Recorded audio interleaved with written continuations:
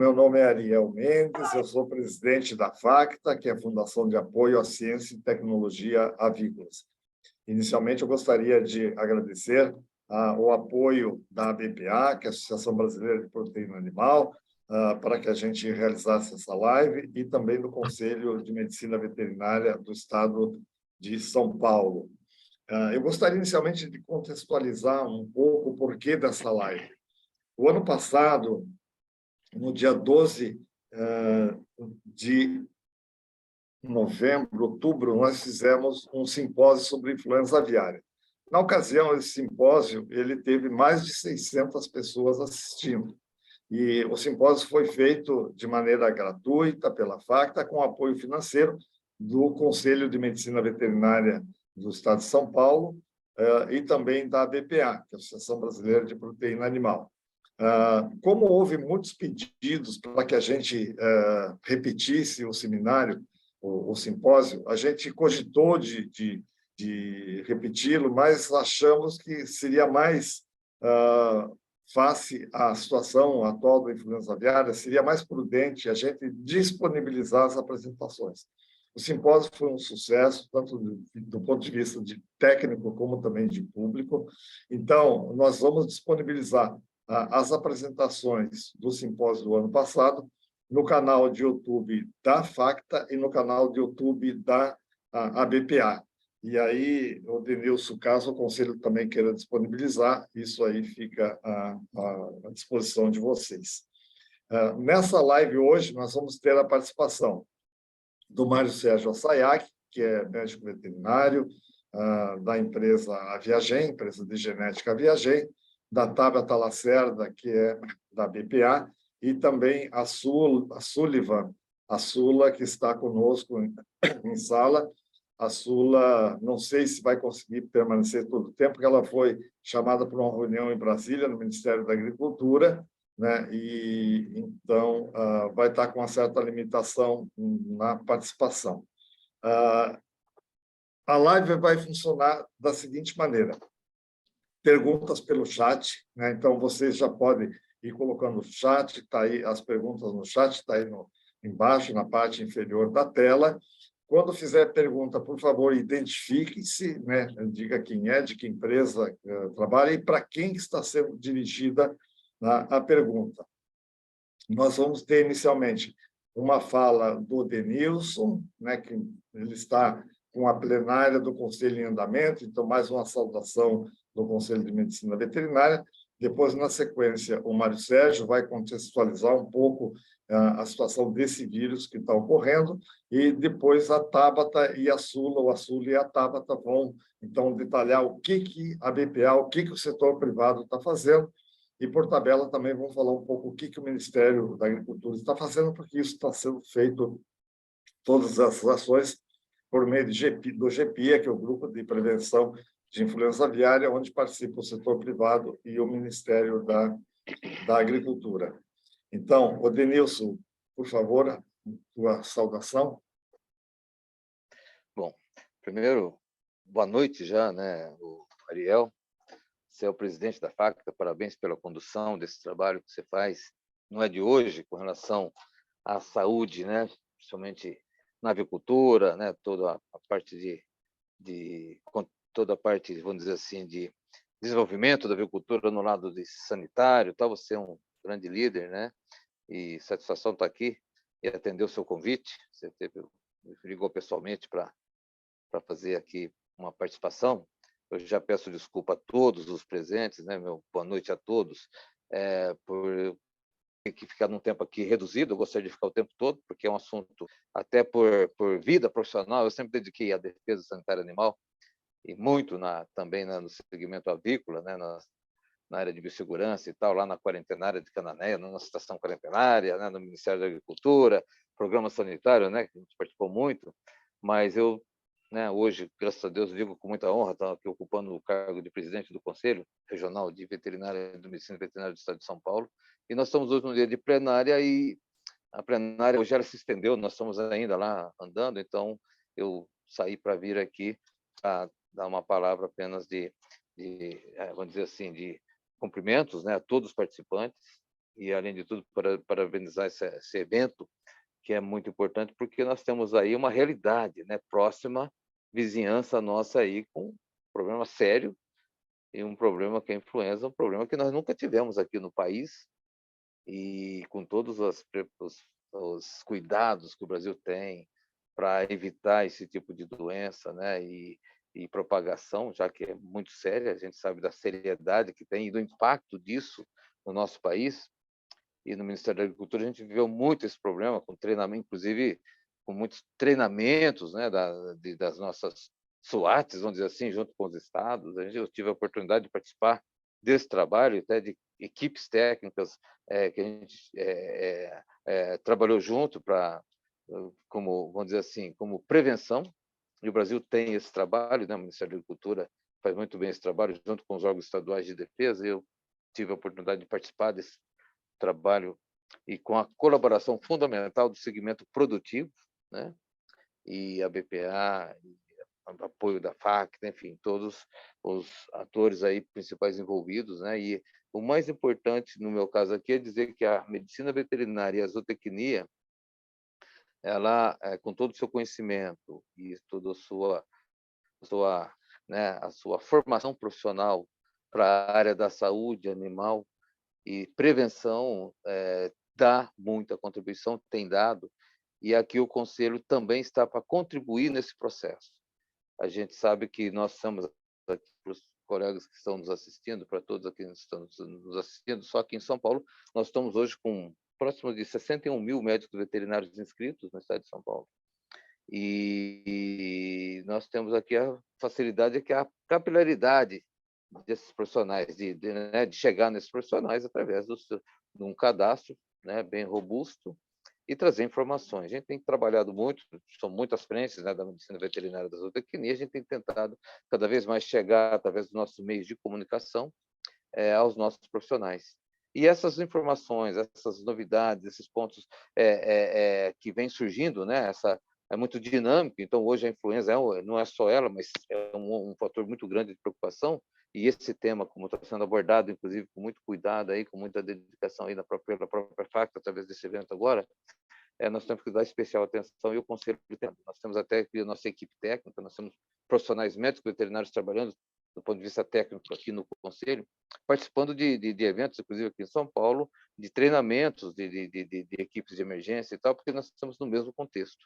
Nós precisamos de toda essa participação e participar junto à classe médica veterinária e a zootecnia, em que pé que está e o que o médico veterinário e o conselho de classe pode contribuir nessa prevenção e nesse cuidado e apoio a entidades importantes, como é o caso da FACTA, como o próprio doutor Ariel comentou. Então, estamos aqui com esse objetivo de dizer que o Conselho tem que estar presente, está presente, e conte com o nosso Conselho Regional de Medicina Veterinária aqui do Estado de São Paulo, porque a saúde animal é uma preocupação de todos nós e nós não podemos deixar de estarmos todos juntos nessa linha de frente. Prevenção acima de tudo.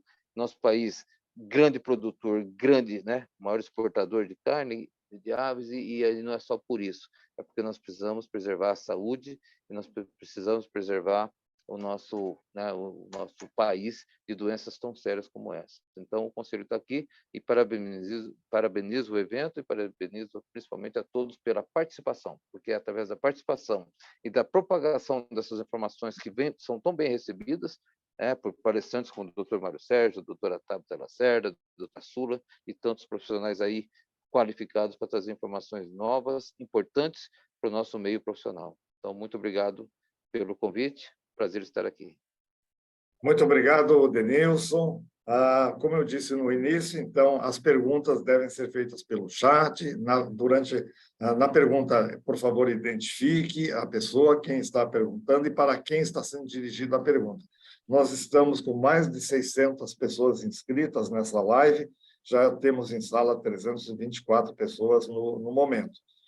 Influenza aviária, o Brasil, como o Denilson acabou de falar, é o maior exportador, desde 2004. E desde o início dos anos 2000, nós estamos nos preparando seja como governo, Ministério da Agricultura, secretarias da Agricultura, agências de defesa e setor privado, para evitar que a influenza entre no Brasil, que o vírus entre no país, né? Um trabalho de muitos anos, um trabalho bastante robusto que foi feito, avançamos muito nessa área, mas agora realmente a situação está bem preocupante porque nós temos vários casos aqui na América do Sul, né? Tivemos inicialmente casos no Panamá, do Panamá veio para a Colômbia, depois para o Peru, Venezuela, Equador, Chile, e ontem e hoje com casos aí na Argentina e no Uruguai. Então, nós estamos aí com uma situação muito preocupante. A Bolívia, nós temos uma fronteira geográfica bastante grande com a Bolívia, e no caso do Uruguai foi identificado o caso a 180 quilômetros da fronteira do Brasil. Então, acho que este é o cenário, este é o contexto, e é importante a gente, nesse momento, a gente discutir um pouco como que estamos na nossa preparação e o que mais a gente tem que fazer para evitar a entrada do vírus. Evitar a entrada do vírus é quase que impossível, né? Nós estamos falando de um vírus que tem uma circulação alta por via de aves migratórias, mas o segredo dessa doença é a gente, primeiro, fazer um diagnóstico precoce. Então, temos que ter uma estrutura de laboratório adequada, e isso no Brasil tem, a gente tem aí, inclusive, o LFDA de Campinas, hoje é um laboratório de referência da OIE, da ONSA, né, que é a Organização Mundial de Saúde Animal. Temos que ter vigilância ativa e passiva, e temos que ter grupos preparados para isolar os focos e eliminar os focos. Então, esse é o segredo, esse é o trabalho. A própria OIE reconhece isso. Ninguém está livre de ter uma enfermidade. O importante é que o país esteja preparado para diagnosticar rápido e eliminar focos. Então, eu acho que um pouco da nossa live hoje a gente vai trabalhar um pouco nesse sentido. E aí o Mário Sérgio, então, vai contextualizar um pouco esse vírus que está atuando, esse vírus que está circulando aqui na América do Sul, e depois a Sula e a Tabata vão falar um pouco sobre o que o setor privado está fazendo. E, como eu disse no início, para quem não tinha entrado ainda, quando eu falar a BPA, a gente está falando também como o Ministério da Agricultura, porque o Ministério está envolvido nesse trabalho de prevenção. A gente até não colocou o pessoal do Ministério nessa live, porque o Ministério está numa roda viva de reuniões. A Sula acabou de sair de uma reunião lá no Ministério, então a gente entende que o importante agora realmente é trabalhar, mas tanto a Tabata como a Sula tem todas as informações aí do que o Ministério da Agricultura está fazendo. Mário Sérgio, por favor, então, fala um pouco sobre esse vírus específico que está circulando aqui na América do Sul. Bom, boa tarde a todos, quase boa noite aí. E conversando aí com a Sula, com a Tabata e com o Ariel, a Carla, passaram o convite aí para falar um pouquinho sobre influenza, o que está acontecendo, e um cenário mais ou menos, não só mas do passado recente aí do que vem acontecendo. Tabata, eu puxo aqui a apresentação, você quer apresentar?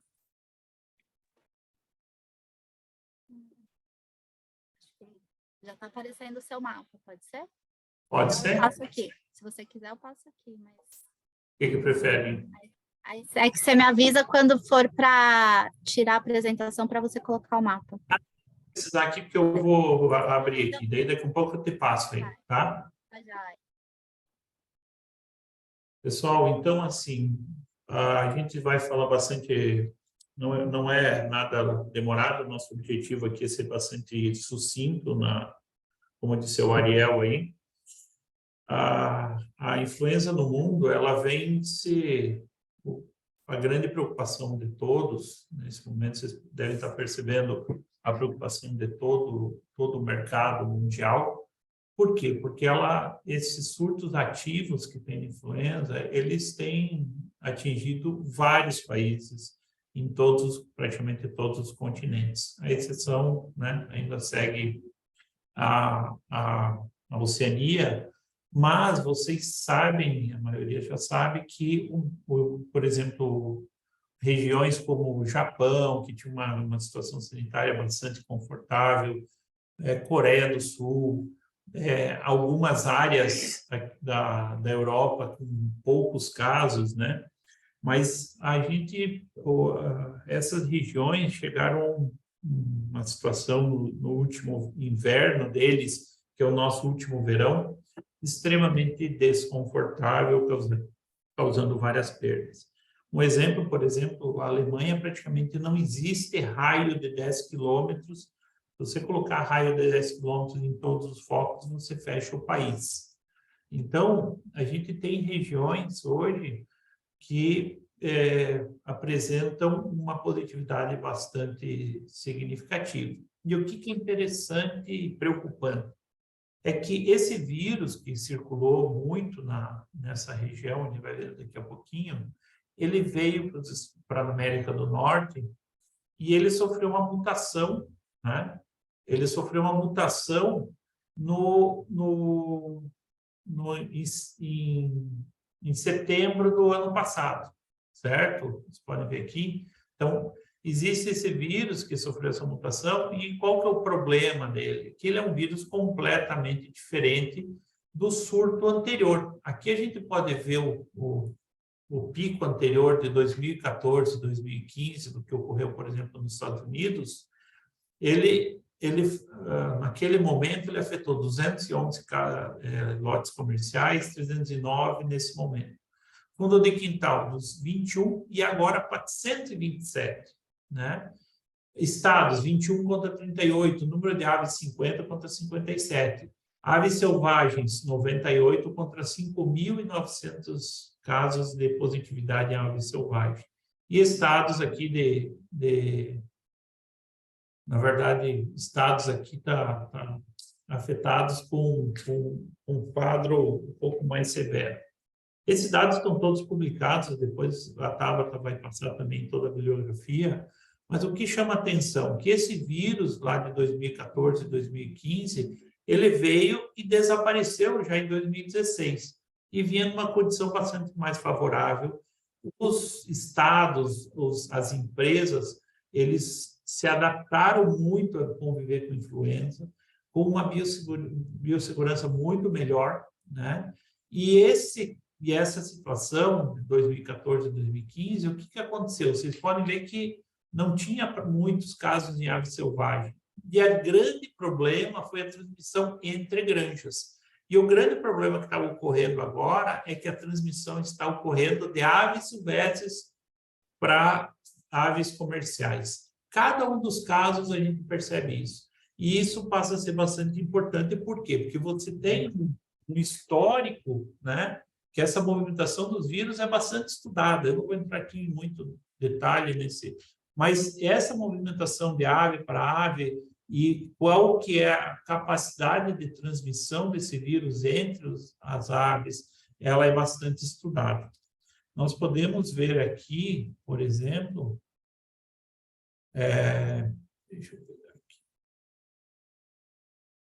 que quando a gente analisa, por exemplo, esses casos de influenza na Europa, a gente pode perceber, aqui vocês podem ver que está aqui todos os tipos de aves, os principais tipos, os principais vírus, né? Então, a gente está pegando aqui desde 2021, aqui só dos últimos anos, a gente pega lá em 2021, a gente praticamente não tinha esse vírus H5N1 circulando. Ele começou a aparecer basicamente de 2021 para cá. E ele veio positivando muitas regiões, e a gente consegue ver ao longo do tempo, né, que já 2022, a gente consegue perceber que ele foi tomando conta e uma dificuldade muito grande de controle. E essa tendência, né, essa é uma tendência que a gente vem observando de forma bastante consistente, ela tem assustado e tem causado bastante preocupação em todas as esferas. Deixa eu só voltar aqui. Então, o que acaba acontecendo aqui nessa nossa situação? A gente vê nesse quadro que na Europa, basicamente, é um cenário bastante parecido com o que aconteceu nos Estados Unidos. Tem lá o pico 2016, 2017, pico 2020, 2021, e esse de 2022, que ele segue agora com 2023, dando um outro pico. Então, o que acontece? Esse vírus, ele tem um potencial de transmissão que a gente tem agora muito maior, né?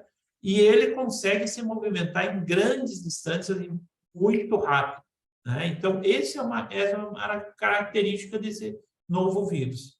Então, quando a gente observa essa característica, por que nos preocupa muito? Quando esse vírus entrou lá no final de novembro, aqui na América do Sul, né? Esse deslocamento seguindo o modelo americano, ele está seguindo exatamente igual, que da primeira porta de entrada, lá na Colômbia, até o sul aqui do Peru, esse vírus conseguiu se movimentar 400 km por dia.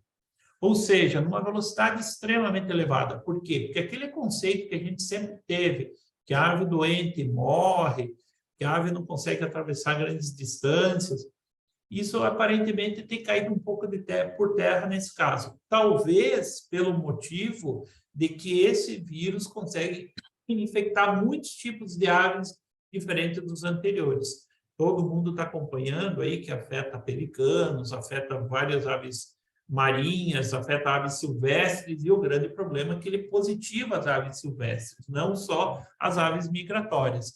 Então, esse é um grande motivo de que algumas regiões, como essa região do Peru, como a região aqui do norte, do centro e nordeste aqui da Colômbia, todo o litoral aqui da Venezuela, vocês percebem que já se começa a discutir formas de controle um pouco diferentes. Por quê? Porque ela realmente está mais difícil de controle.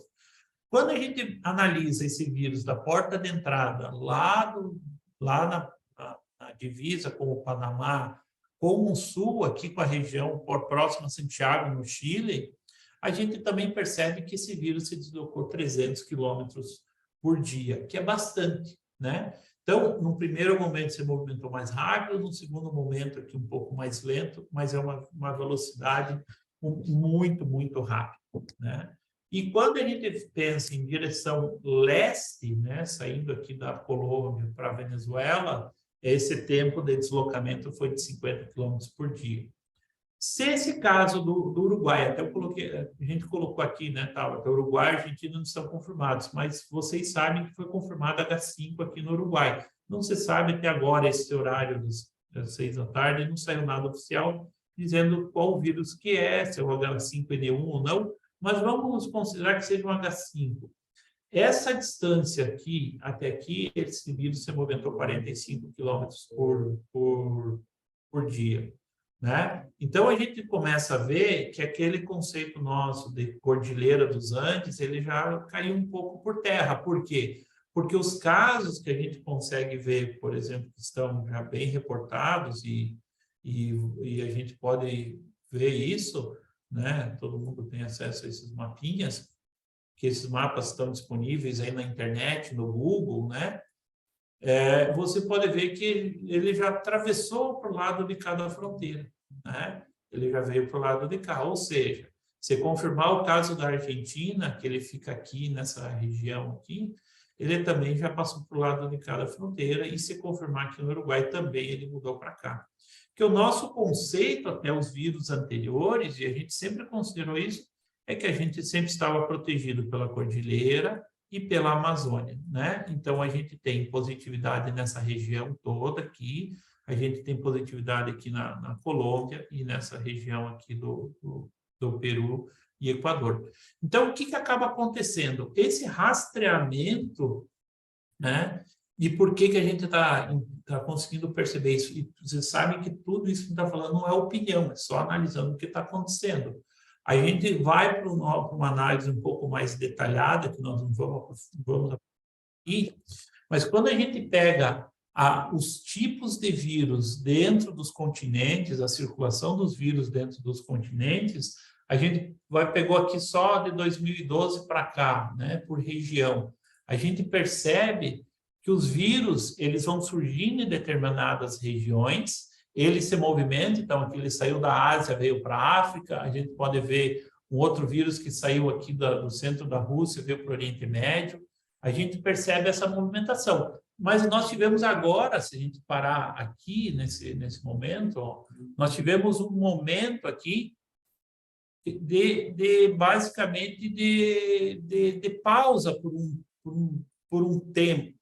E quando a gente pega aqui no início dos anos de agosto, por aí, de 2020, realmente esse novo vírus que a gente falou, ele começou a aparecer na Europa, ele se espalhou e a partir de setembro ele sofreu uma mutação bastante importante aqui nos Estados Unidos, né?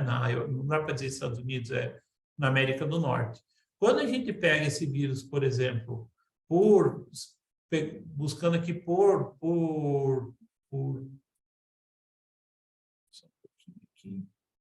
aqui, quando a gente busca aqui, por exemplo, que tipo de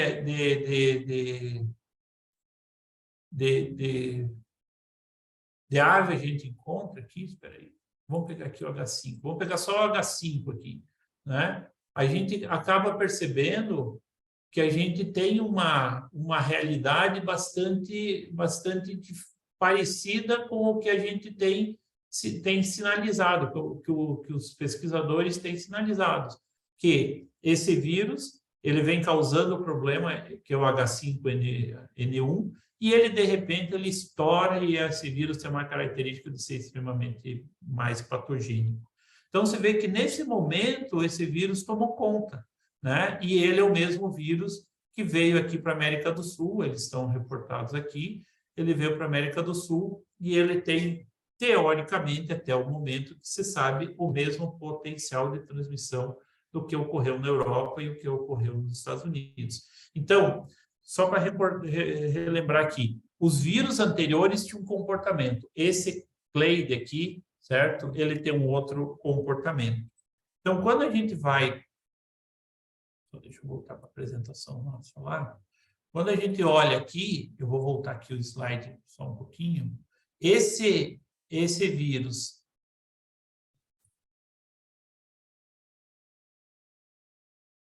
Esse vírus 2344B, ele tem um comportamento diferente. E é o que está causando o problema nesse momento. Certo? Então, basicamente, esse é o cenário que nós temos posto nesse momento. Nada disso é só uma análise do que está acontecendo. Vocês podem observar que não tem nada de opinião, é só para ver os fatos aí dos últimos 2 anos. E a gente tem acompanhado de forma o movimento e as mutações aí dos vírus e consegue perceber que esse vírus atual ele é um vírus de comportamento diferente. Certo? Muito bem, Mário Sérgio. Muito obrigado pela tua apresentação, excelente e, ao mesmo tempo, eu diria assustadora, né? Ou seja, temos aí umas quebras de paradigma, né? E, portanto, por isso é importante essa live de hoje, né? Nós vamos passar agora para a Tabata, apenas relembrando perguntas no chat, já temos várias perguntas, mas a gente vai optar por primeiro fazer essas 2 apresentações do Mário Sérgio e da Tabata, ou da Sula e a Tabata. Eu não sei como é que está a situação da Sula em Brasília. E aí depois a gente abre para as perguntas, ou vamos responder as perguntas. Então, Tabata, assim, digamos 10 a 15 minutos, né, para que a gente tenha tempo depois de interagir melhor com o público, porque eu tenho certeza que já temos várias perguntas lá no chat e vamos ter muitas mais ainda, né? Então, a Tabata vai fazer um relato sobre o que está sendo feito, como o setor privado está se preparando, como que o governo está se preparando para enfrentar essa nova realidade. Apenas, Mário Sérgio, um comentário, no caso do Uruguai, o Ministério da Agricultura fez uma entrevista coletiva agora à tarde, e no meio da tarde confirmou um H5, não tipificaram ainda, não sabe o N, mas já confirmou que é um H5 no Uruguai. Ok? Tabata, por favor.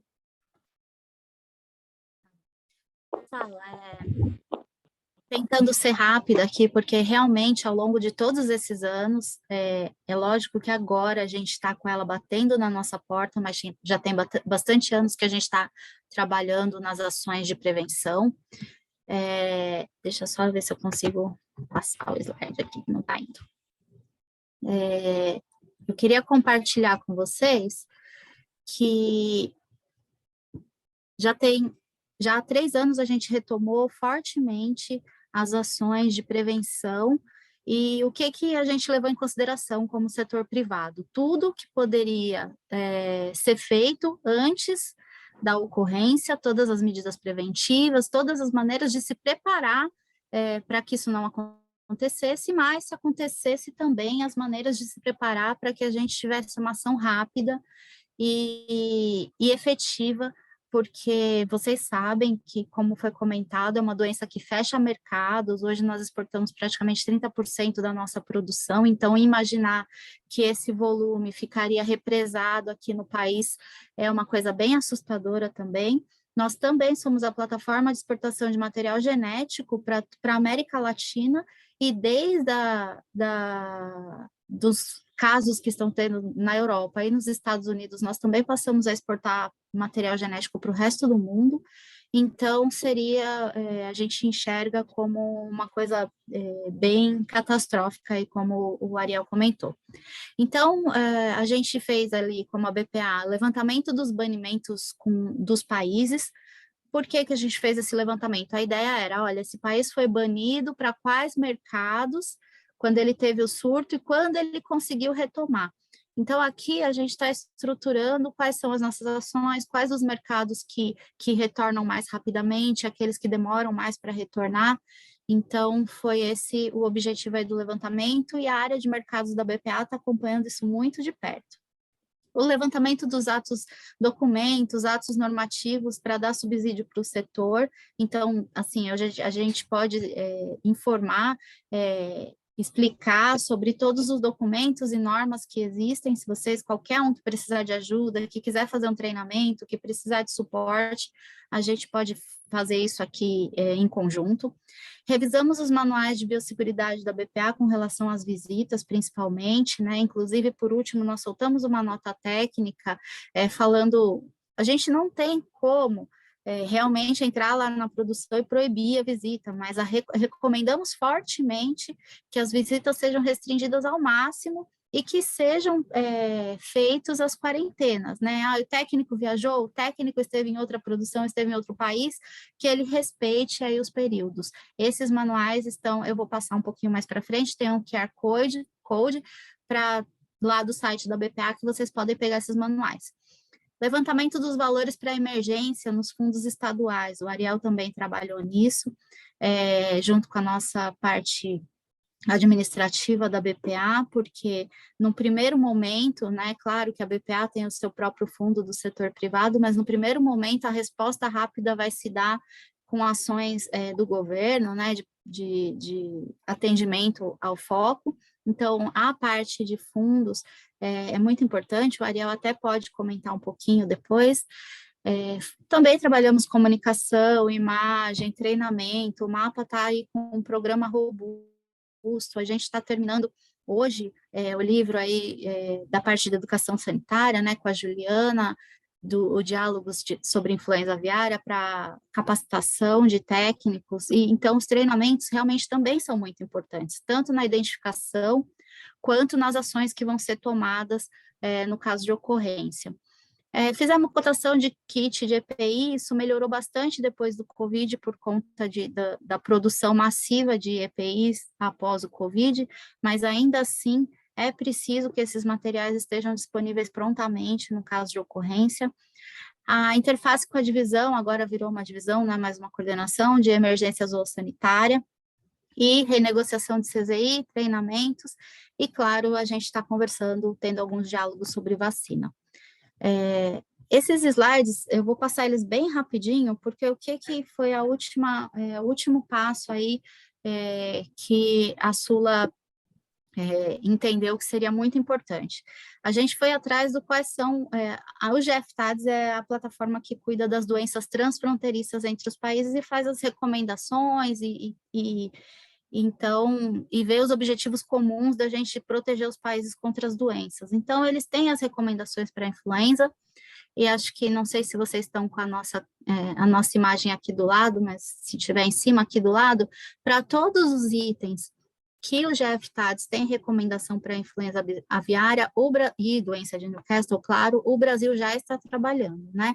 O Mário Sérgio faz parte aí do grupo, a gente tem um grupo menor para troca de informações rápidas e decisões, e está acompanhando todos esses passo a passo e tudo que está recomendado internacionalmente, o Brasil ou já fez há mais tempo até, ou a gente está com ele em andamento, que é reforçar medidas de biosseguridade, vocês sabem, né? Melhorar a capacidade de laboratório. Durante muitos anos, aí sob também a coordenação e ajuda do Ariel, a gente conseguiu fazer o credenciamento de mais laboratórios, então, além hoje do LFDA, nós temos mais 3. A parte toda de comunicação, promoção de parceria público-privada, nós fazemos vários treinamentos, esse é um exemplo de treinamento que está também no rol da necessidade de sempre estar esclarecendo sobre o assunto, trazendo novidades. Esse aqui é o número 6, por exemplo, que é fomentar a cooperação intersetorial. Hoje a reunião que a Sula estava era com vários departamentos, então está todo mundo, o mapa já está se reunindo com o ICMBio, o Ministério da Saúde, USP, IBAMA, todo mundo que possa trabalhar. O pessoal da Defesa Sanitária também já está, alguns estados já estão conversando com bombeiros, porque vai ser considerado um desastre, né, órgão ambiental, então é muita gente envolvida que precisa estar em diálogo. E também falar sobre o gerenciamento progressivo do risco, né? Então, nós temos os grupos de trabalho, o GPIA tem trazido as informações, as empresas estão com as suas monitorias e os seus treinamentos internos, tem muitas peças publicitárias aí falando como identificar, às vezes encontra uma ave morta, não é para manipular, é para chamar alguém, fazer uma notificação no Sisbravet. Então, realmente, o Brasil está bem adiantado em todas aquelas ações que o mundo acha que são importantes com relação às medidas preventivas. Como eu já mencionei, campanhas e treinamentos nunca é demais, a gente tem que sempre estar conversando, toda vez que a gente abre uma discussão como essa, hoje, que a FACTA promoveu aí, você traz informações novas, você traz coisas que um ou outro não sabia, você traz alinhamento e você traz ideias para que as empresas e os órgãos estaduais consigam trabalhar nos seus estados.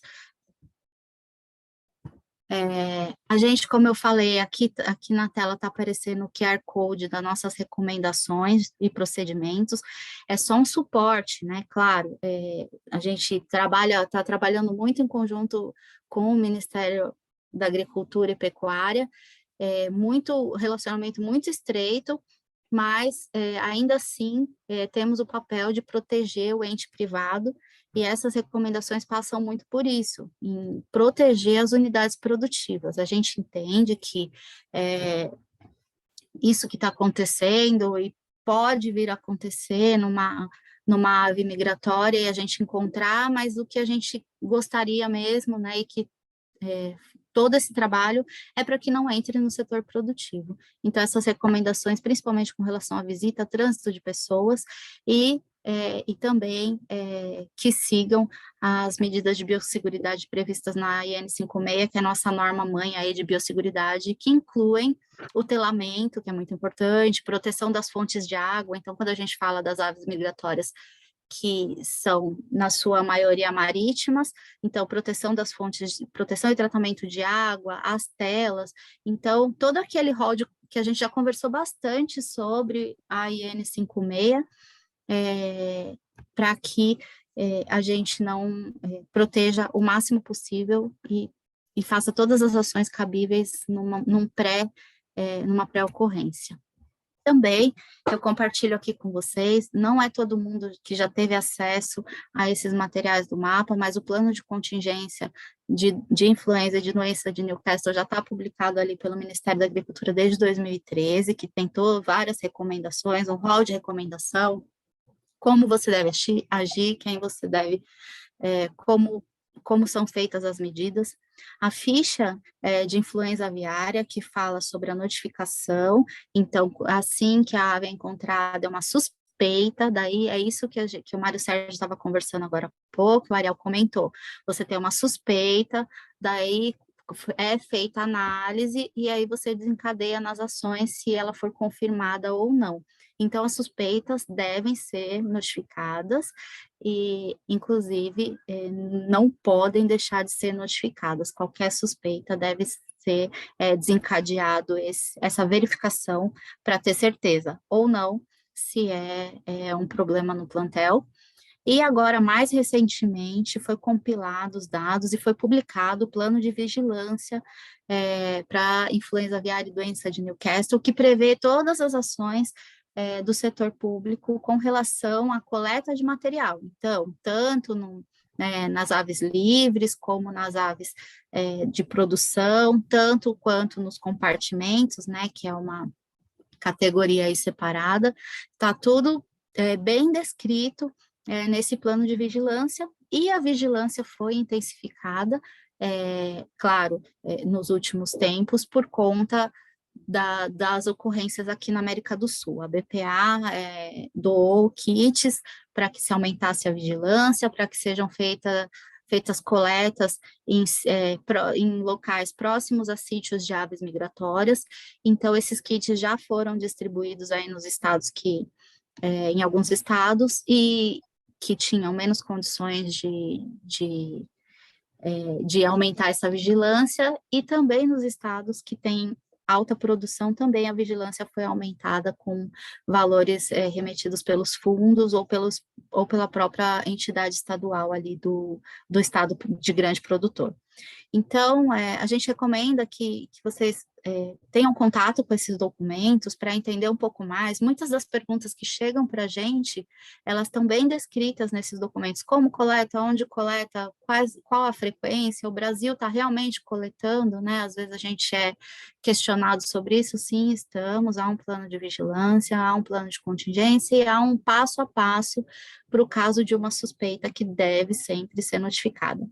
Então, como a Ariel falou, a gente tem trabalhado fortemente junto com o MAPA, em consonância também com as entidades estaduais, temos feito reuniões separadamente com as entidades estaduais, porque a gente entende que o universo de cada estado é diferente e que o serviço tem algumas dificuldades que o setor privado pode ajudar a fazer a manutenção e outros treinamentos e outros esclarecimentos, e a gente fica sempre à disposição para as dúvidas ou questionamentos que possam surgir com relação ao tema e para qualquer interlocução que seja necessária junto ao serviço oficial.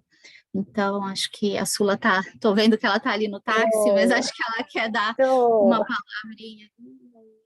Eu encerro por aqui e a Sula vai falar com vocês um pouquinho. Maravilha, Tabata, obrigada. Agradeço aí, Ariel, pela oportunidade. Acho que é um trabalho bacana que a FACTA vem reunindo todo mundo. Saudações a todos os colegas. Odemilson, há muito tempo a gente não se fala, muito bom estar aqui com você. Realmente eu estou em trânsito, peço desculpas a vocês, mas nada como ter equipe bem preparada para fazer o trabalho que a gente não é insubstituível. Eu vejo cada vez mais que sou menos, né, com pessoas boas aí como a Tabata. Então, a Tabata deu o recado muito direitinho e melhor, ela trouxe exatamente o ponto que hoje a gente esteve discutindo em Brasília, discutindo inclusive, falei hoje com o pessoal, o Francisco do CFMV, com a Erivânia, a importância da gente se comunicar e a gente estar aqui atento ao material já disponível pelo Ministério da Agricultura, né? A Tata comentou que a gente já de longa data vem implementando medidas e esses documentos estão disponíveis, né? É só fazer um Google ali, a gente precisa se inteirar, né? Às vezes eu sei que é um documento grande, mas com muitos detalhes, mas que a gente nunca é tarde, né, para a gente buscar o conhecimento, e é um momento muito crítico, de fato, de muita preocupação, e a gente tem que fazer uso, né, do que a gente já tem aí de material preparado. Então, o nosso plano de contingência é um plano robusto, muito bem elaborado pelas equipes do MAPA. A gente tem aí o plano de vigilância para a gente entender como que o governo lida com a questão da vigilância passiva, vigilância ativa, todas essas questões de notificações de suspeitas, por que elas ocorrem, e a importância da gente ter as suspeitas para mostrar que a gente tem uma vigilância bem feita, né? Então, não há dificuldades da gente obter materiais, nem sanar dúvidas, né? Acho que a FACTA deve promover mais encontros como esse, mas esses materiais estão disponíveis, os vídeos também estão disponíveis. No site do Ministério da Agricultura também muita informação, a BPA vem trabalhando nessa parceria público-privada para reforçar esse conhecimento. Tá? Muito obrigada, e que a gente, né, acho que deve ter muitas pessoas aqui que trabalham, atuam no setor, ou são interessadas. É um trabalho de todos nós, proteger, trabalhar em prol da nossa agricultura, da nossa agropecuária em geral, né? Então é isso, acho que eu não vou tomar tanto tempo, estou aqui realmente parada, fazendo somente essa observação, trazendo um pouquinho e participando junto com vocês. Um grande abraço. Obrigado, Sula. Bom, pessoal, apenas mais uma informação. Essa apresentação está sendo gravada e vai ser disponibilizada depois para vocês. Quem se inscreveu vai receber depois, né, uma mensagem com a gravação. E eu reforço também mais aqui a comunicação de que aquele evento que nós fizemos, né, a BPA, que a FACTA fez, com apoio financeiro da BPA e do Conselho, todas as apresentações estarão disponíveis a partir de hoje ou de amanhã, não sei exatamente, no canal do YouTube da FACTA e da BPA. Tá? Então, são informações, vale a pena realmente assistir com calma aquele simpósio, as apresentações, para a gente realmente poder formar opinião sobre essa doença. Nós temos aqui várias perguntas, né? E vamos começar com uma aqui para o Mário Sérgio, né? Uma pergunta do Marcelo Zoanazzi, até o Marcelo entrou aqui também, está na tela conosco, nosso colega aí de diretoria da FACTA, né? Então, a pergunta do Marcelo é para o Mário Sérgio, tendo afetado 47 estados americanos, talvez Alasca, o Havaí e Porto Rico também, estão com todo o país afetado, no caso dos Estados Unidos, né? Como os americanos estão lidando com isso, né? E consideram a vacinação como ferramenta de mitigação? É uma pergunta aqui do Byron Greco, desculpe, não do Marcelo, tá? E aí temos uma outra pergunta, mais ou menos na linha aí, que é da David Kelly, lá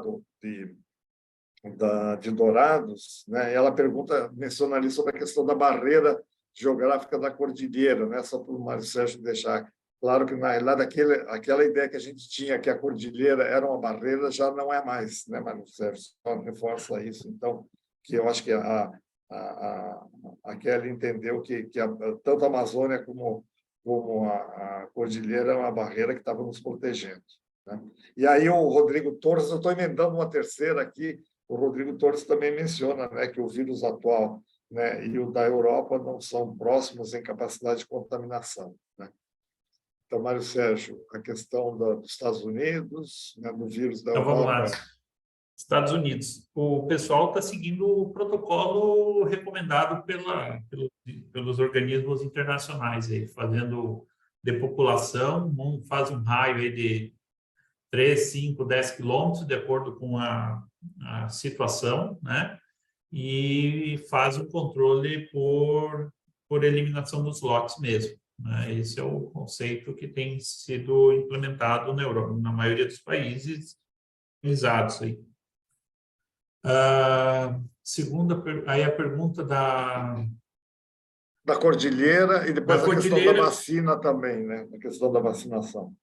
Da cordilheira, o que a gente sempre teve em mente, né? A gente sempre teve em mente que a velocidade dessas aves migratórias elas morriam porque adoeciam, né? Ou não conseguiam chegar ao destino porque adoeciam. E o que a gente vem observando, né? Até na apresentação ali tem uma das bibliografias, está bem mapeado isso, muito claro, assim, que tipo de ave, qual a distância que percorre, qual a capacidade. Só que quando você tem uma ave que tem uma capacidade de deslocamento até outro ponto e ela contamina aquelas aves naquele outro ponto antes dela morrer, né? Você vai multiplicando, e é isso que vem acontecendo. Esse vírus é uma característica, nós não falamos de mamíferos aqui, mas se vocês procurarem, quiserem, a gente pode falar depois, ele consegue infectar vários tipos de aves migratórias, aves silvestres, que são locais de uma determinada região. E essa capacidade tem feito com que o vírus consiga se movimentar de forma mais eficiente e de forma tão rápida, né? Então, quando a gente fala da cordilheira, é porque quando deu no Chile, no passado, 2016, né, Ariel? 2015, 2016, ela ficou para o lado da cordilheira, as aves não passaram para cá, as aves não vieram através da barreira amazônica, mas hoje não. Hoje, o que acontece? Se ela realmente chegou do lado de cá, na Argentina, se esse caso se confirmar, se a Bolívia, a partir do momento que a Bolívia diz que vai vacinar, tem grande possibilidade de se tornar endêmica, né? Se esse vírus chegar realmente no Uruguai, agora for o H5, for o N1 mesmo, a gente já começa a ver o vírus muito mais próximo desse lado que, teoricamente, estaria protegido. Perfeito? E o vírus, Rodrigo, assim, o vírus dos Estados Unidos, a gente deixou, acho que talvez não tenha ficado claro, mas esse clade, esse vírus americano que surgiu em setembro, realmente ele tem um comportamento mais capaz de infectar aves no ambiente, tá? Então, isso fez com que esse surto que tem lá, ele tem muito mais casos em aves no ambiente, canídeos, cachorro, gato, cachorro, lobo, né, urso. Então, ele tem uma capacidade diferente e muitas aves que se alimentam de aves mortas também acabam adoecendo, como os abutres, como que chama? Urubu, esses animais que se alimentam de aves mortas também acabam adoecendo e morrendo. E morrendo muito rápido, vocês devem ter visto o que circulou de vírus, vários vídeos aí circularam nos últimos 2 meses aí, todo mundo recebeu várias imagens de animais que se alimentavam de aves doentes e acabavam morrendo. O que mais aí? Sim, Mário Sérgio, a questão de vacina, eu vou fazer um resumo aqui, se me permite, Mário Sérgio, tem várias perguntas sobre a questão de vacinação, tá? O mundo começou a discutir vacinação de uns 2 anos para cá. O próprio IPC, que é o International Poultry Council, né, já tem isso no radar, foi feita uma discussão robusta. A própria OIE, a ONSA, agora está discutindo vacinação, né? Vai haver, inclusive, uma reunião agora no dia 3 de março, né, da OIE, para discutir vacinação. Qual que foi sempre a posição do Brasil, né? Não é que o Brasil é contra a vacinação, tá? A gente é a favor de discutir.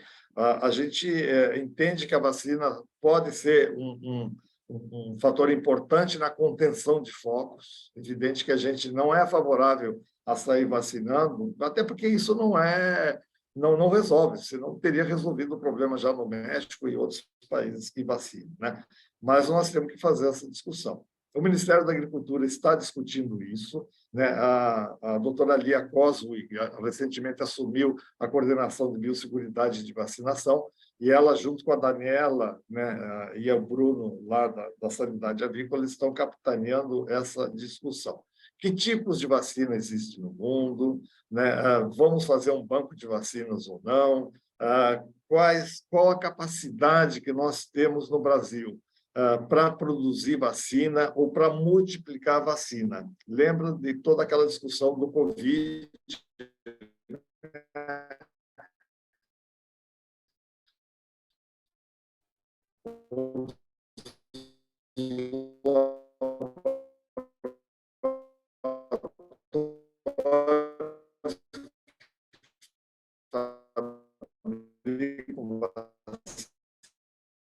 Só deixando claro que, evidentemente, a gente tem, eu vou repetir aquilo que eu disse no início, nós somos um país exportador, nós temos que pensar inicialmente em identificar rapidamente e eliminar focos. Se a vacina vai ser utilizada numa contenção de focos, pode ser uma possibilidade, né? Então, a gente tem que trazer essa discussão para a mesa, tá? Mas isso aí, nas próximas semanas, eu até recomendo que vocês, quem puder, assista a esse evento da OIE no dia 3 de março, né? Mas a gente vai atualizando vocês aí nas próximas semanas sobre essa questão da vacinação. Tem uma outra pergunta, Mário Sérgio, antes de passar para a Tabata, só tem uma pergunta aqui perguntando sobre a capacidade de adaptação desse vírus em humanos, né? E depois, já na sequência, uma outra contigo também, alguém aqui perguntando sobre os desinfetantes mais indicados, né? Já passamos também alguma coisa para a Tabata daqui a pouco. O vírus em humano, vocês viram que está bem reportado nos sites oficiais, tá? São realmente poucos casos, mas casos nenhum que levou causou mortalidade ou morte, nada disso, né? Então, é um vírus que tem potencial de causar infecção, mas não infecções graves. E são realmente bem poucos casos aí reportados. Tem um nos Estados Unidos, tem um no Peru, tem mais 2 que estão reportados. E a outra pergunta de desinfetante, pessoal, Qual o desinfetante de eleição? De preferência algum com ação viricida, né? Primeiro, né, produtos à base de glutaraldeído, produtos, mas eu sempre penso que nesse caso, o desinfetante seria muito mais no caso de você já ter a positividade. Eu acho que nesse caso, quando a gente está falando em prevenção, vamos muito mais no que a Tabata apresentou, né, Tabata, de bloquear em todas as formas que a ave silvestre entre em contato com a ave comercial, né? O nosso grande objetivo é que os plantéis comerciais permaneçam negativos e se positivar que a transmissão horizontal seja extremamente baixa. Então, como as medidas de contingência, de limpeza, de não permitir que as fezes que estejam no telhado entrem para dentro do aviário, né, com pé de cule, com pé dilúvio, por exemplo, Santa Catarina, sou da minha região lá em Xanxerê, o pessoal hoje tem muita cisterna. Cisterna capta a água do telhado e vai para dentro da cisterna. Essa água tem altíssimo risco para as águas, né? Então, essa água, se for utilizada para nebulizador, se for para consumo, não interessa, ela tem que ser muito bem tratada. Tabata, tem algumas perguntas aqui falando de aves caipiras, né? Quer dizer, como que a BPA está tratando desse tema. A questão da comercialização de frango vivo no Nordeste, né? Também tem uma outra pergunta aqui que está um pouco relacionada com isso, tá? Ariel, só vou aproveitar que eu ainda estou consigo aqui, não sei se está muito ruído, mas existem algumas questões, né, que são limitantes, né? A gente não consegue atuar como entidade em determinadas questões. É lógico que recomendações e articulações junto aos órgãos competentes a gente sempre faz, né? Mas existem questões que fogem à nossa alçada de se definir, né, formas de que fazer. Comércio, por exemplo, de aves vivas, né? A gente sabe que tem em todo o Brasil, no Nordeste tem muito, mas não é limitado, infelizmente, e a gente não tem normativas ou não tem como interferir com relação a isso. Acho que o mapa, verificando aí o aumento do risco, deve tomar alguma decisão a respeito disso da forma que for possível, né? Tem coisas que, por exemplo, eu vi pergunta aqui sobre controle de aves migratórias. Não tem como a gente fazer controle sobre aves migratórias. Temos que fazer um monitoramento na vigilância que o mapa já entrega rotineiramente. Então, isso já vem sendo feito também. Então, justamente o risco maior dessa doença, justamente em função dessas vulnerabilidades que a gente fica, né? E que o que temos que fazer justamente é a blindagem do nosso sistema produtivo, né? Lembrando até uma outra resposta que eu acabei fazendo aqui no chat, atualmente, né, a Organização Mundial de Saúde Animal atualizou o Código Terrestre no capítulo de influenza aviária e não mais altera o status sanitário do país a ocorrência de influenza aviária em ave silvestre ou ave de subsistência. Isso não tira as obrigações e os controles e as preocupações, mas só para deixar claro que esses países que estão registrando o foco em aves silvestres ou em aves de subsistência, eles não têm, não há direito no comércio internacional, por exemplo, dos países importadores suspender as exportações desses mercados, não se justifica, tá?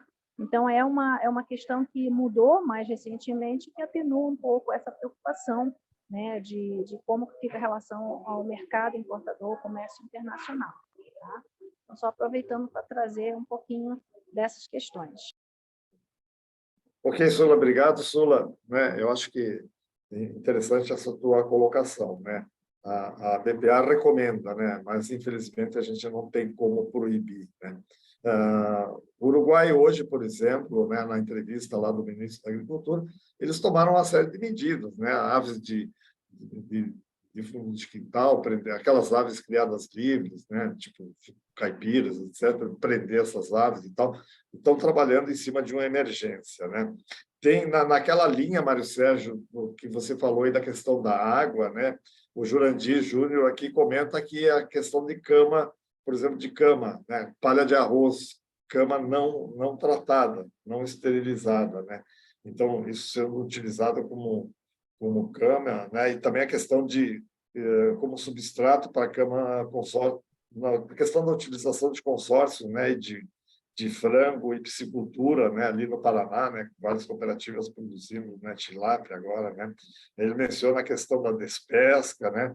E então acho que são pontos assim que a gente realmente são coisas novas entre aspas, eu diria, né, que a gente vai ter que discutir, né, mais profundamente, né, Mário Sérgio, o pessoal aí das empresas, né, das cooperativas tem que começar realmente a botar uma atenção em cima disso. Quer complementar, Marcelo? Esse é um ponto, né, da Cama, Jurandir, que a gente falou bastante aí nesse assunto e tem escrito bastante sobre isso, porque o grande risco da palha de arroz é que você não consegue fazer tratamento térmico nela. E outra coisa, o percentual de palha de arroz que hoje é tratada quimicamente com paraformol e ensacada é muito baixo, né? Então, no momento desse, a gente tem que mitigar todos os possíveis riscos ao processo. E como disse a Sula e disse, né, o Ariel complementou, a gente tem que proteger o sistema industrial, porque esse é o que nos pode trazer problemas comerciais. Então, a gente tem que mitigar qualquer risco possível, né? E cada região vai ter seus riscos, vai ter uma certa regionalidade, diferença entre região, né? Ariel, concorda aí? Tem orientação, né, Mara? A gente tem orientação para todo tipo, né? Nossas orientações, elas não se restringem, mas o nosso alcance, né? Então, as entidades estaduais têm feito esse papel, esse trabalho, Exatamente. tem a AVAL também, que é a Associação das Avicultura Alternativa, em que a gente procura se aproximar, né, de todo produtor, menor que seja, né? No âmbito da associação, a BPA, são as grandes agroindústrias com seus integrados e orientações por meio das agroindústrias. Nos menores, né, a gente tem buscado, né, a capilaridade das comunicações via entidades estaduais e outras entidades que representam esses elos aí do setor. E o próprio Ministério da Agricultura, suas campanhas, de maneira bem ampla, bem abrangente, não faz recomendação focada, né, em tamanho. Desculpa, um barulho aqui, acho que deve ter interferido aí.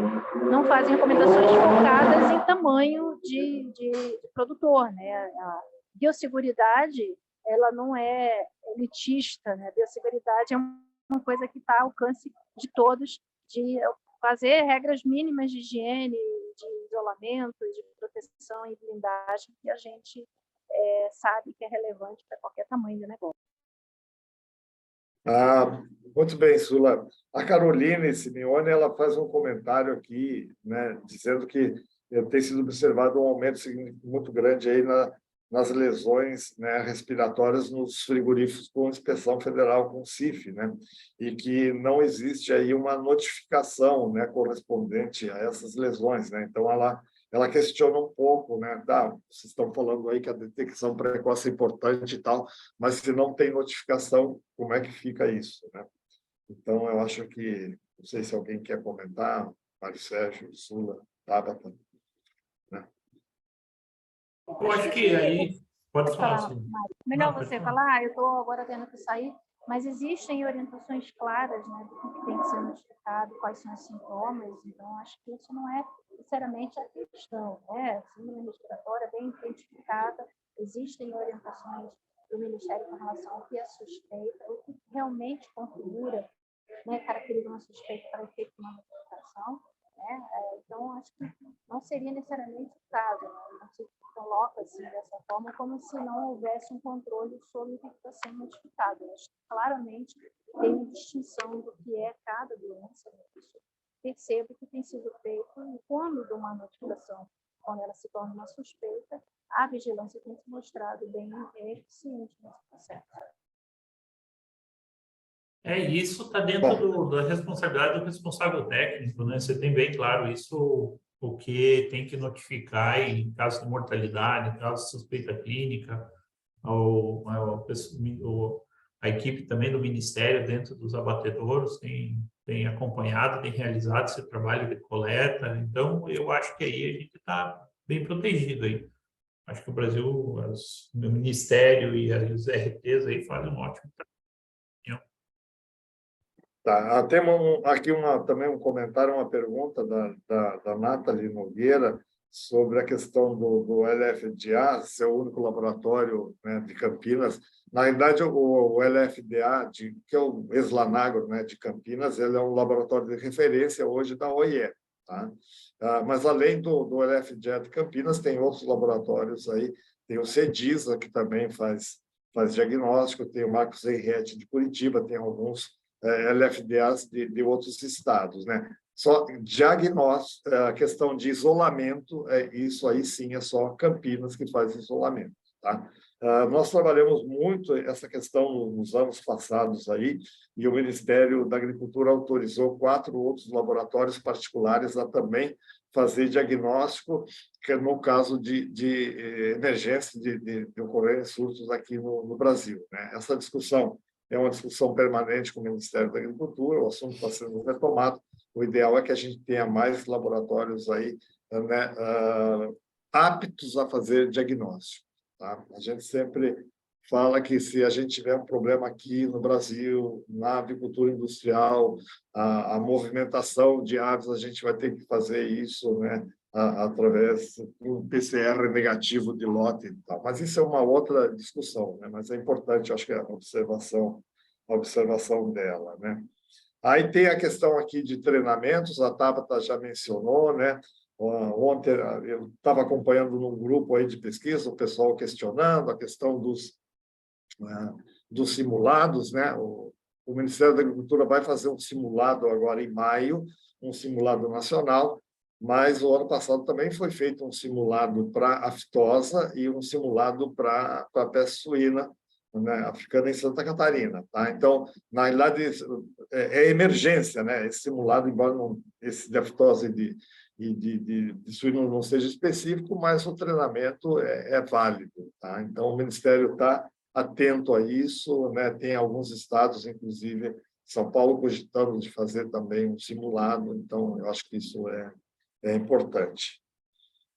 A equipe de apoio aí, Marcelo Zanazzi, tem mais alguma pergunta que eu deixei Professor, passar? tem uma pergunta para o senhor, do Wilmo Nunes, da Viagem, Uruguai, que faz parte da área de trabalho. O Uruguai faz parte da área de trabalho. Eu gostaria de saber qual o monitoramento que está sendo feito na Lagoa do Peixe.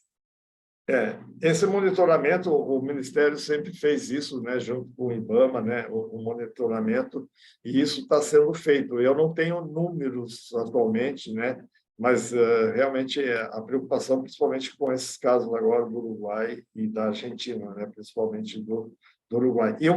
Eu vou buscar informação e depois eu compartilho isso com você, uma informação mais precisa, tá ok? Todo sítio de rota aí de aves migratórias, ele tem monitoramento pelo Ministério da Agricultura, faz parte do plano de vigilância, tá?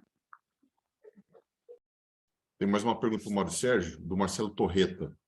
Vendo que as aves silvestres estão carregando o vírus por maiores distâncias até morrerem, qual o comportamento dos lotes comerciais entre a detecção e a alta mortalidade? Ou a detecção está ocorrendo somente após a mortalidade? Ô, Marcelo, tudo bem? Marcelo, tem casos bem agressivos, assim, a gente tem relatos, a gente tem, não, os relatos, né? Tem um comportamento bastante interessante, porque às vezes entra dentro de um aviário, causa mortalidade de 98% em 4 ou 5 dias, né? Enquanto que no aviário ao lado ele não positiva, né? Então tem relatos bem interessantes, mas quando ele entra no aviário ele é bastante patogênico. Esse vírus que circula na Europa, esse clade que está mais na Europa e o que tem nos Estados Unidos também são bastante patogênicos. E quando entra no alto de peru, por exemplo, né, a gente sempre tem o peru, ele tem sido bastante suscetível, né? Então, as regiões que tem peru têm que ficar ainda mais atentos aí, porque a transmissão entre lotes parece que é mais importante, mesmo com boas condições de biossegurança. E uma coisa nessa pergunta é que muitas vezes ele entra no aviário com ótima condição de biossegurança e quando ele entra, ele causa mortalidade bem alta, rápido. Né, Marcelo? Você que está na Europa aí, o que você observa aí? É isso aí. Então, o norte da Itália, que tem uma produção de peru intensiva, né? Quando teve casos de influenza aviária recentemente, é o que exatamente que foi relatado, quer dizer, a mortalidade ela é bem expressiva e no curto espaço de tempo. Né? Então, e no frango um pouco menos. Menos. Mas na reprodutora é bastante patogênico também, né, Marcelo? E na postura comercial, né? E na postura comercial ele é bem violento. Bem violento. Você vê que o comportamento é um pouco diferente aí, Marcelo, mas ele é patogênico, é evidente, vai ser, se um dia entrar em questão de 2 ou 3 dias, você percebe claramente o comportamento de mortalidade completamente diferente. Mário Sérgio, tem uma pergunta aqui da Ana Guidelli, da Cargill, sobre quantas partículas virais é a dose infectante do vírus de influenza aviária. E tem uma outra pergunta do Rodrigo Torres sobre a questão da transmissão pelo ar. Quantos metros? É uma discussão que a gente já tem aí de longa data. Quer ajudar aí na dose aí, Marcelo? Você que entende mais que nós aí. Esse é um número... você falou, né? Cada vírus é um vírus, né? Eu não tenho esse número de cabeça, mas podemos buscar. Mas vai ser 10 Esse vírus vai ser em torno de 10 abaixo da 10 na 2, por aí. É super baixo, pessoal. Então, assim, não dá para ter expectativa de que você precisa ter uma alta dose infectante, tá? Até por isso que a gente observa o comportamento desses casos que a gente citou na apresentação aí dos Estados Unidos, que a transmissão vem de ave silvestre para a ave comercial. Quando você tem um lote positivo e você tem transmissão entre lotes, você já tem uma carga viral muito maior. A gente tem que pensar que muitas vezes uma ave silvestre, você tem contato com o lote 1, 2 aves, 5 aves. E quando você tem um lote que é positivo, você tem um volume de aves positivas liberando esse vírus de forma muito mais importante, né? E o Rodrigo perguntou aí da transmissão aerógena, né? Tem trabalhos, eu não sei porquê, mas eu acho que tem mais trabalhos com PIRS e com influenza em suíno do que influenza em ave, talvez pelo fato dos lotes serem positivos e você manter os lotes, né?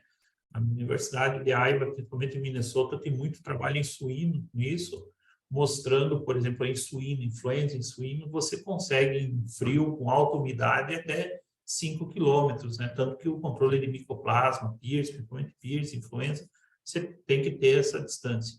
E em alta insolação, em baixa umidade, ele cai drasticamente aí para, às vezes, alguns centenas de metros aí.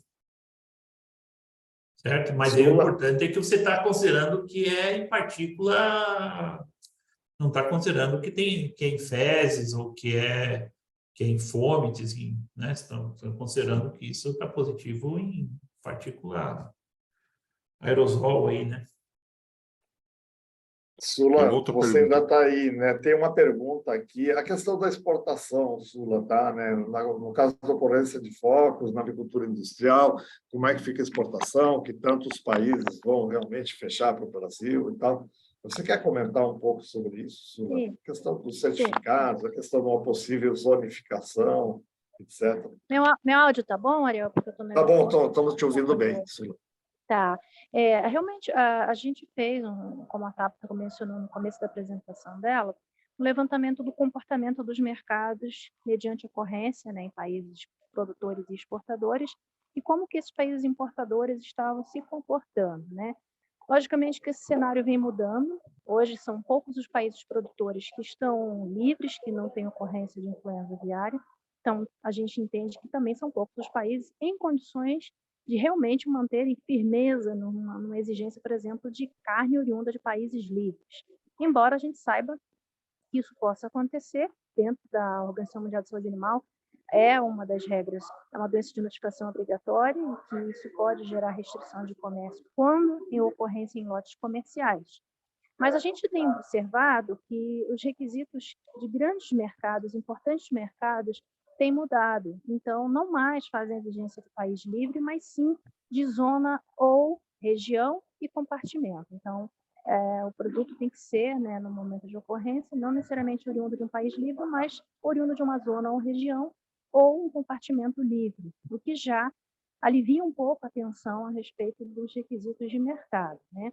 E por isso mesmo que a DPA, em consonância em trabalho junto com o Ministério da Agricultura, fez esse pedido de revisão dos acordos bilaterais para revisão dos CSIs, que tem esse tipo de menção. Então, alguns poucos mercados relevantes ainda restam e estão aí com esse pedido de alteração do requisito, né? Então, até mesmo China, União Europeia, que são referências assim em termos de serem bastante exigentes, já não possuem essa exigência de país livre, né? Pelo menos em início pode haver uma suspensão das importações até que se esclareça a origem e se comprove as garantias ali que têm que ser dadas para a origem da carne.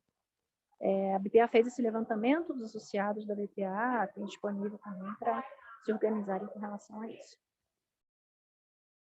Ótimo, Sula. Tem Sérgio, mais uma pergunta para ti aqui. A Michele está perguntando qual o tempo médio entre os primeiros sinais clínicos no lote e o início da mortalidade. Michele, coincidentemente, ontem falei com 2 colegas até para ver se tinha alguma novidade aí sobre para falarmos hoje. Ele citou um caso de reprodutora da semana passada, tá? Ela morreu 0,6% no primeiro dia, 1,8% no segundo, 27%, quarto dia 95% de reprodutora. Em outro caso, nos Estados Unidos, semana passada também, deu uma mortalidade, ele citou em número daí 40 aves, que já chamou atenção, 180, 2.000, 14.000 e 37.000. E daí eliminaram o lote. Então, você vê que é de 4 a 7 dias, aí você tem mais de 90%, 4 a 5 dias, você tem mais de 90% de mortalidade. Vírus diferentes, né, provavelmente, mas um pouquinho diferentes, mas nesse perfil. É isso, né, Marcelo? Esses são casos reais da semana passada, tá? São casos, exemplos, um de matriz e um de frango, reais, hein?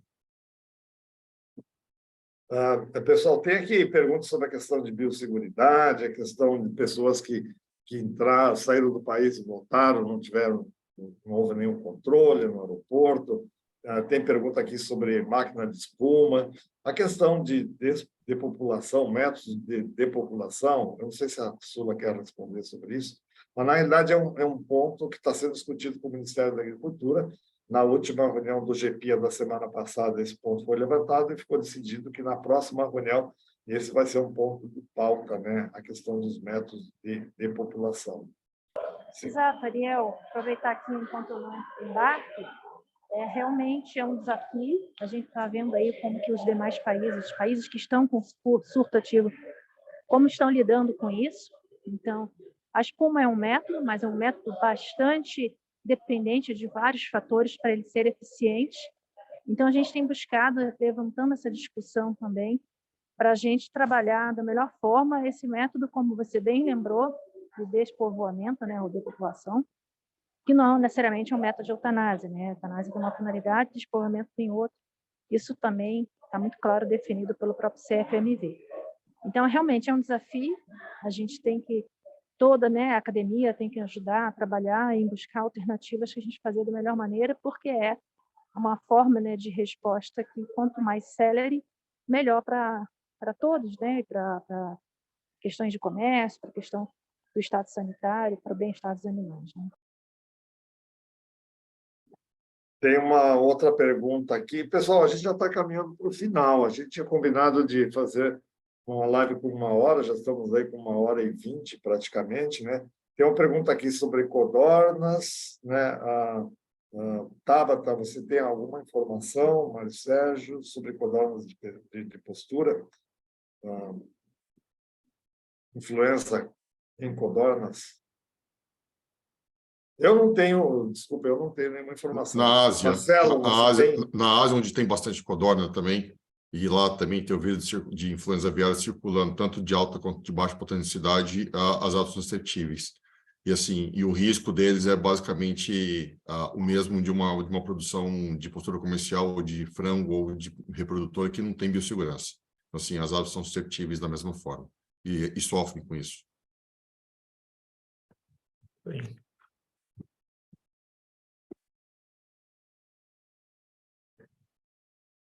Aqui, bom, tem uma outra pergunta aqui sobre os métodos de sacrifício, né? A Sula já comentou sobre isso, né? A questão de CO2, de hipóxia. Coronel, a gente, como foi mencionado, esse tema está sendo tratado pelo Ministério da Agricultura. Aí, numa próxima live, a gente vai ter mais informações mais concretas sobre isso, né? O pessoal da Argentina tem testado lá containers, né? Com CO2, ou seja, são várias coisas aí que estão sendo testadas no mundo, né? Mas, sendo assim, o que o pessoal tem feito muito, né, Mário Sérgio, é desligar a ventilação, né, no caso de frango de corte ou de poedeiras, né? Então, é uma situação bem complexa, realmente, tá? A grande dificuldade que ocorre na operação, né, a gente pensando na operação mesmo, é que tem que usar uma lona de alta micro, tem que ser com mais dos 300 micra, aí o pessoal fala justamente em 200 e poucas micra. Então, tem muitos lugares que tem dificuldade de conseguir uma lona grossa, o pessoal tem usado a lona da cortina, por exemplo, e por cima da lona da cortina coloca uma lona que seja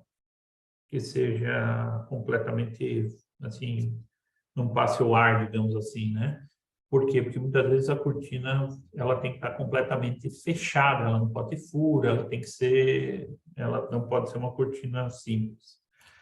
E então essa operacionalização é complicada, né? E precisa de bastante, se for usar o CO2, a gente, no início, se achava que com 2 cilindros era suficiente, mas na prática acaba sendo de 6 a 8 cilindros aí por aviário. E até a gente estava falando isso, né, Tabata?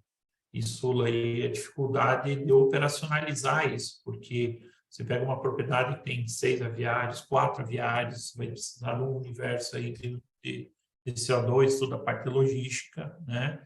E vocês veem que o abafamento, como disse o Ariel, se você tem um aviário 100% lacrado, você fecha ele e você tem mais chance de ter sucesso no procedimento.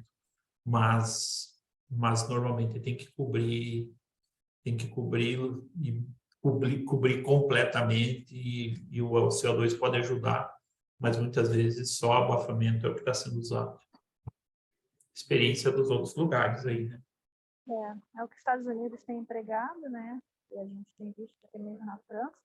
Não é o método que a gente acha mais recomendável, mas se pensar no que existe hoje disponível, o método de espuma com todas as debilidades, as dificuldades para que você faça uma execução rápida, no final das contas, embora não seja ou mais desejável quando a gente pensa em termos teóricos, na prática tem sido utilizado e tem trazido um resultado para o sacrifício, para a morte do animal, mais rápido do que pensar em métodos outros, que a espuma nada mais é que uma oclusão mecânica.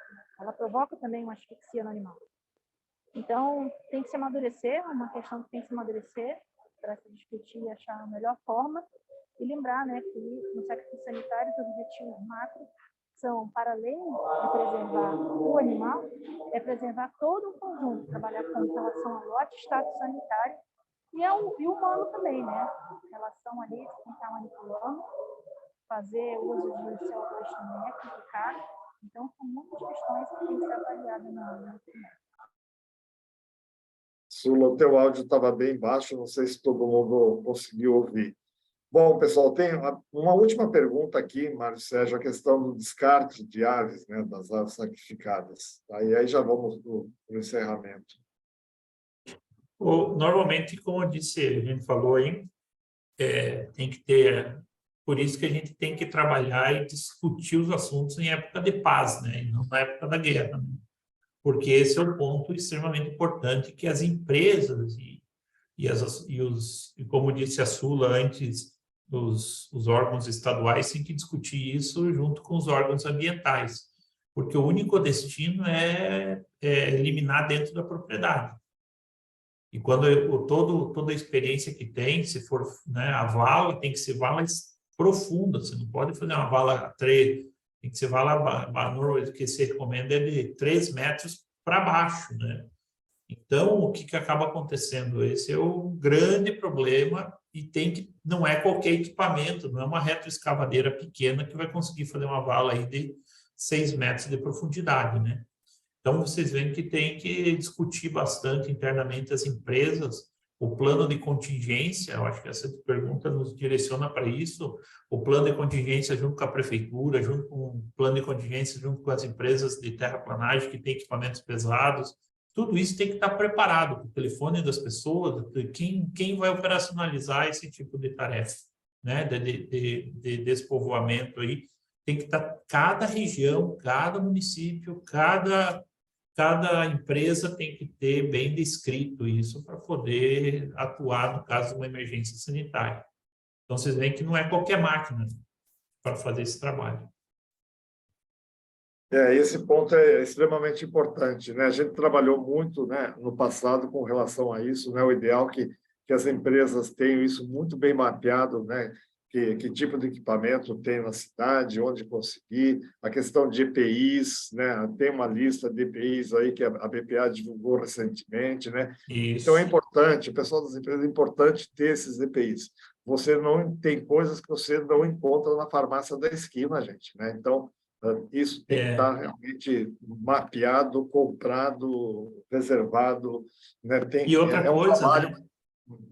Tem lugares, né, Ariel, que tem aviário, tem propriedade que está na encosta do morro, aí você tem que já ter claro, propriedade, se der um problema sanitário, onde que eu vou enterrar essas aves? Tem propriedade que tem laje embaixo, não consegue fazer um buraco profundo. Tudo isso tem que estar mapeado antes, não adianta na hora do desespero, na hora do caso, tem que... Outra coisa que é importantíssima é que quando a gente trabalha preventivamente, se prepara, assim, propriedade por propriedade, a gente também protege os vizinhos, né? Porque a gente dá fim nos equipamentos, nas cortinas, né? Tem que enterrar a cortina, enterrar forro. Você tem forro com lã de vidro, beleza? O que vai fazer com a lã de vidro? Vai ter que dar fim na propriedade. Então, o pessoal que tem lã de vidro em cima tem que já preparar com o órgão ambiental o que vai fazer com essa lã de vidro, vai enterrar, não pode tirar da propriedade, né? Não pode tirar essas áreas da propriedade, não pode tirar a cama da propriedade, já tem que estar preparado com tudo isso para dar o destino no local, né? Eu acho que, Mário Sérgio, a gente sempre comenta sobre a parte humana também, né? As equipes com a capacidade para o trabalho, porque aí elas não podem transitar também, as pessoas não vão poder transitar. Então, é um trabalho pesado, é um trabalho cansativo, estressante, né? O Mário Sérgio acompanhou aí o pessoal falando que o pessoal que trabalha nessa parte do despovoamento é um trabalho bem cansativo e que precisa do capital humano também ser pensado aí no momento de crise. Pessoal, essa questão de DPI, apenas para a gente dar um reforço aí, a BPA tem isso muito claro. Eu acho que fica aqui o recado para as entidades estaduais. A BPA não dá conta de fazer tudo isso sozinha, então é importante o papel das entidades estaduais, reúna as empresas, mostre aquela lista de IPIs, discuta onde comprar, a BPA tem endereço de fornecedores e tal, mas isso é um trabalho prévio que tem que ser feito, né? Então, previamente, né? Pessoal, tem mais algumas perguntas aqui, mas infelizmente nós estamos com 1h30, nós vamos terminar. Apenas reforçando aqui, então, que vocês vão receber essa apresentação, né, de hoje, que foi gravada, né, a partir de amanhã ou depois da manhã. Recomendo também que visitem lá o canal do YouTube da BPA e da FACTA para vocês assistirem com calma o simpósio que foi feito ano passado. Um simpósio bem interessante, tem muita informação ali. Foi um simpósio de um dia, né, onde se discute desde da questão da epidemiologia até a questão dos métodos de sacrifício. Eu gostaria, então, aqui de agradecer, né, a participação do Mário Sérgio, a participação da Tabata e da Sula, agradecer a BPA por ter operacionalizado isso, né, e agradecer aos meus colegas e a equipe da BPA, o Marcelo e os demais membros da diretoria que estão presentes, e a Carla e a Elidiane, né? E então fica aqui o nosso agradecimento. Conseguimos segurar aí, já tivemos ainda 343 pessoas no momento, né? O assunto realmente é o assunto do momento e é importante a gente ter essas discussões realmente, porque agora a coisa está bem complicada, né? Muito obrigado e boa noite a todos.